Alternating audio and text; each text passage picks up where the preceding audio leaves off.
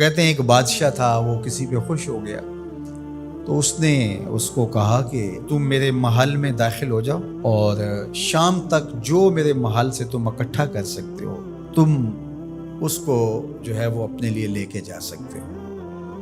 تو وہ جب محل میں داخل ہوا اس نے دیکھا کہ انواع و اقسام کے کھانے ہیں، طرح طرح کی چیزیں ہیں اور عالی نصب بستر لگے ہوئے ہیں، گو تکیے لگے ہوئے ہیں اور ہر طرح کی انسانی طبع کو لبھانے والی چیزیں موجود ہیں، نفس کے تلذذ کے لیے سارے سامان موجود ہیں۔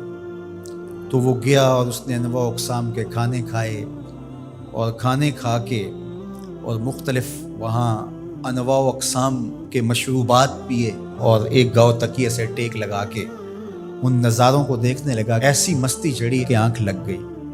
اچانک اس کو دربان نے اٹھایا اور کہا کہ تیرے جانے کا وقت ہو گیا ہے۔ اب جب وہ واپس نکل رہا تھا تو حسرت سے روتے ہوئے جا رہا تھا کہ میں نے عیش و عشرت میں یہ وقت گزار دیا، کچھ نیند میں گزار دیا، اور جب وہ گزر رہا تھا تو قیمتی ہیرے، لال موتی، پکھراج کیا راستے میں بکھرے پڑے تھے۔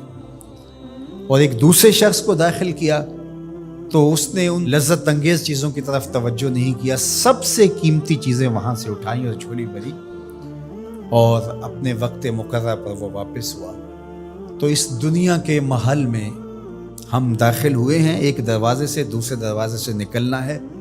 یہاں تلذذ کے سامان بھی ہے اور یہاں قیمتی چیزیں بھی ہے جو یہاں سے لے جا کے ہمارے لیے قیمتی ہوں گے، اور اس نے سمجھا کہ بس ایک دن میں یہاں جو کھانا ہے کھا لو، زہرۃ الحیات دنیا سے کہتے ہیں۔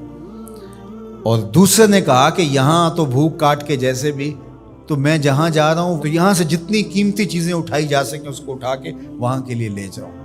اب اس دنیا کے محلے میں اترے ہیں، یہاں سے عیش و عشرت کر کے جب اچانک موت کا فرشتہ کہے گا تیرا وقت ختم ہو گیا، آ جا، اور پھر خالی ہاتھ ہوگا، پاس کچھ بھی نہیں ہوگا، دامن بھی خالی ہوگا۔ اتنا کچھ تھا، ایک سبحان اللہ کا ہی اتنا وزن تھا کہ میزان بھر جاتا ہے، الحمدللہ کا ہی اتنا وزن ہے کہ زمین و آسمان کے درمیان جو جگہیں ہیں اس کی جزا سے بھر جائیں۔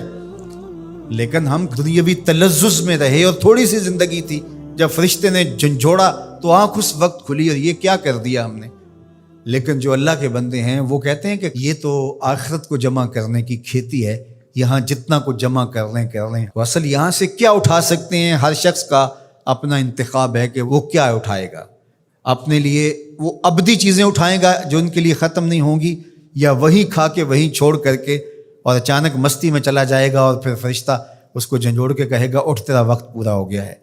اللہ اکبر۔ فرمایا ہر شخص جب صبح کرتا ہے تو اپنی سانسوں کے ذریعے سے کچھ خریدتا ہے۔ اب اس کی مرضی ہے، چاہے آزادی خرید لے، چاہے گرفتاری خرید لے، چاہے خیر حاصل کر لے اور چاہے شر حاصل کر لے۔ وہ آخرت کا کیا سودا خریدتا ہے یا دنیا کا سودا خریدتا ہے، اس کے بعد جب آنکھ کھلتی ہے تو پھر سمجھ آتی ہے کہ میں کیا خرید سکا۔